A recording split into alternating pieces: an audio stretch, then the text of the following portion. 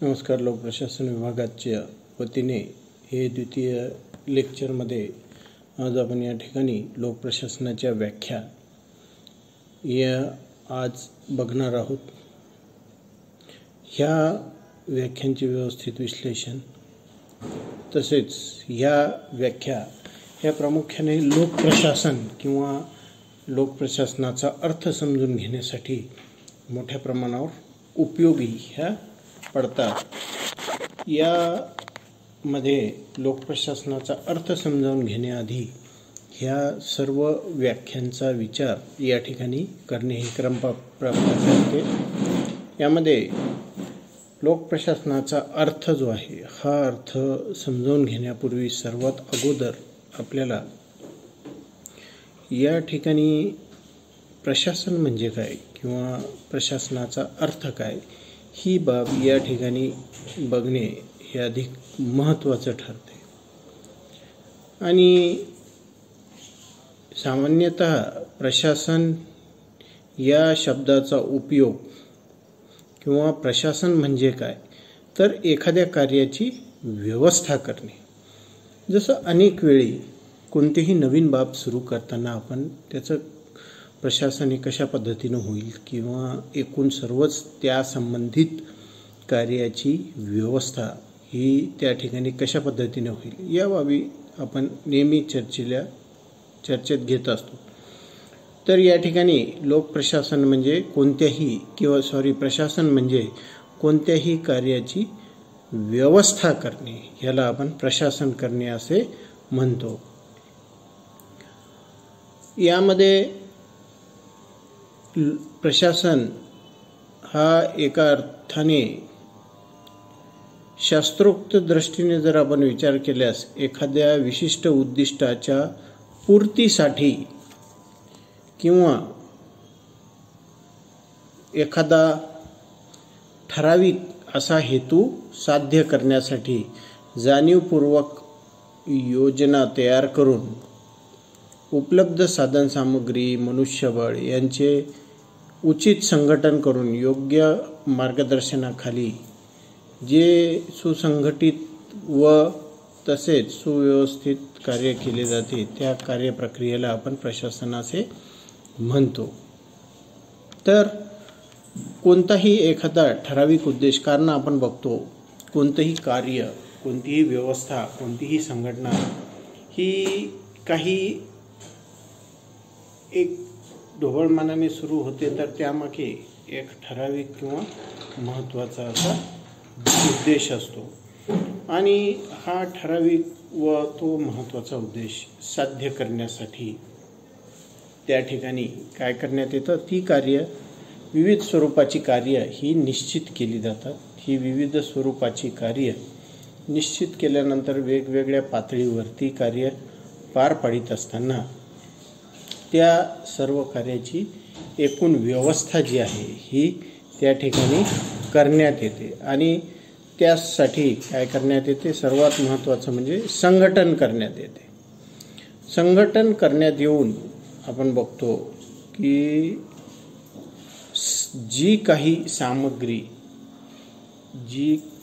काही सामग्री त्यामध्ये यांत्रिकी असो अथवा मानवी असो ह्या दोन्ही प्रकारच्या सामग्रीची त्या ठिकाणी व्यवस्था ही करण्यात येत असते. त्याचबरोबर योग्य मार्गदर्शन आणि समन्वयामधनं काय करण्यात येते सुसंघटित व व्यवस्थित अशी कार्य करण्यात येत असतात. तसं बघितलं तर प्रशासन हा शब्द जो आहे ह्याला इंग्रजीमध्ये ॲडमिनिस्ट्रेशन असे म्हणतात आणि हा जो इंग्रजी शब्द आहे ॲडमिनिस्टर चे मराठी भाषांतर ॲडमिनिस्टर या इंग्रजी शब्दाची रचना ही लॅटिन भाषेतील ॲड व मिनिस्टर या दोन शब्दाच्या एकत्रीकरणातून झाली आहे आणि याचा अर्थ या ठिकाणी सेवा करणे असा होत असतो. मराठी ॲडमिनिस्ट्रेशनला मराठी जो शब्द आहे तो म्हणजे प्रशासन. हा शब्द प्र आणि शास या संस्कृत धातूपासून आपण बघतो की तयार झालेला आहे. शासचा अर्थ अधिकार गाजविणे, सत्ता गाजविणे असा होत असतो. तर अर्थात अशा प्रकारे सत्ता स्थापन म्हणजे प्रशासन व जनतेसाठी उत्कर्ष करणारी व्यवस्था म्हणजे लोकप्रशासन असा सामान्यतः करण्यात येत असतो. कोणताही एखादा ठराविक उद्देश त्या ठिकाणी साध्य करण्यासाठी ज्या पद्धतीने संघटन करण्यात येते, मानवी यांत्रिकी साधनसामुग्रीची जमवाजमव करण्यात येते, एक सुसंघटित समन्वयात्मक नियोजित असा तो हेतू साध्य करण्यासाठी जो प्रयत्न करण्यात येतो आणि ह्या प्रयत्नासाठी कार्यविभागणी असो, यामधून प्रत्येक टप्प्यामध्ये किंवा प्रत्येक स्तरावर त्या कार्याची व्यवस्था करणे असो, या सर्व बाबींचा समावेश हा या ठिकाणी प्रशासन करणे ह्यामध्ये होत असलेला आपल्याला दिसून येतो. सामान्यतः याचा वापर व्यवस्था करणे, प्रबंध करणे किंवा मार्गदर्शन करणे या अर्थाने केला जातो.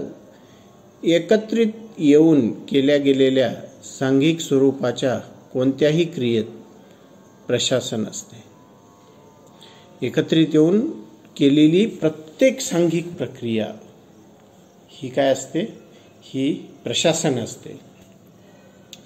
जेव्हा काही व्यक्ती एका विशिष्ट उद्दिष्टाच्या परिपूर्ततेसाठी एकत्र येतात, परस्पर सहकार्य करतात आणि कार्याची दिशा ठरवून त्या दिशेने सांघिक प्रयत्न करतात, त्यांच्या ह्या कृतीला आपण प्रशासन असे म्हणतो.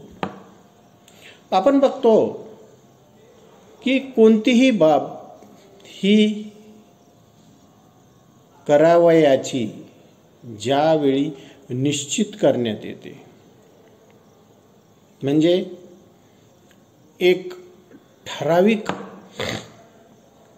अशा स्वरूपाचा हेतू, उद्दिष्ट हा साध्य करण्याचं ज्यावेळी निश्चित करण्यात येतं, त्यावेळी तो हेतू साध्य करण्यासाठी केवळ हेतू निश्चित करून तो हेतू साध्य करायचा, त्यासाठी जी काही प्रयत्न लागतात, त्यासाठी जी काही कार्य प्रक्रिया लागतात, त्या सर्व बाबीची या ठिकाणी व्यवस्था करणे हे महत्त्वाचं ठरते. अशा वेळी हा हेतू केवळ कुणी एका व्यक्तीने ठरवून चालत नाही किंवा त्यामध्ये कुणी एक व्यक्ती किंवा त्याच्याशी संबंधित एखादा वर्ग अशा पद्धतीनं नाही, तर त्या हेतूशी संबंधित इतर व्यक्ती हे एकत्र येऊन ती सांघिक प्रक्रिया करायला सुरुवात होत असते. यामध्ये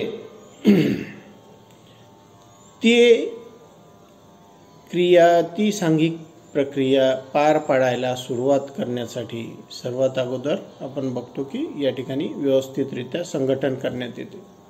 संघटन करण्यात आल्यानंतर त्या हेतू साध्य करण्यासाठी जी काही एकूण कार्य त्या ठिकाणी पार पाडावी लागतात, त्या सर्व कार्यांचं त्या ठिकाणी काय करण्यात येतं? विभाजन करण्यात येतं आणि प्रत्येकाची जबाबदारी कार्य निश्चित करण्यात येतात आणि प्रत्येकाला आपल्या टप्प्यावर काम करण्यासाठी जबाबदाऱ्या निश्चित करून देण्यात आल्यानंतर त्या ठिकाणी त्याला आवश्यक अशा साधनसामग्रीची पूर्तता ही करून देण्यात येते. त्यानंतर वेळोवेळी त्याच्यावर त्या ठिकाणी लक्ष ठेवण्यात येते त्याला वेळोवेळी मार्गदर्शन करण्यात येते, वेळोवेळी त्याच्याकडनं अहवाल घेण्यात येतात आणि त्याला आवश्यकतेप्रमाणे वेळोवेळी निर्देश देण्यात येतात. या सर्व सांघिक प्रक्रिया पार पाडून सर्वात शेवटी त्या ठिकाणी तो उद्देश साध्य होत असतो. या एकूण प्रक्रियेला आपण या ठिकाणी प्रशासन असे म्हणतो. यामध्ये लोकप्रशासनाच्या व्याख्या हे आपण पुढील लेक्चरमध्ये बघू. धन्यवाद.